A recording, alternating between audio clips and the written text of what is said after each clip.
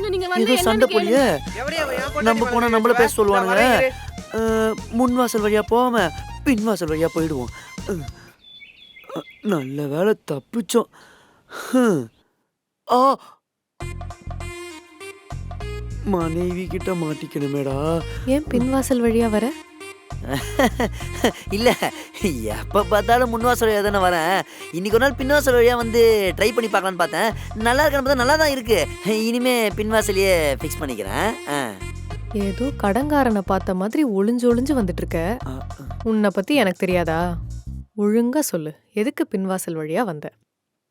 இல்லடி, வெளில யாரோ கத்தி சண்டை போட்டுட்டு இருந்தாங்களா, அதான் பயத்துல பின்வாசல் வழியா ஓடி வந்துட்டேன்.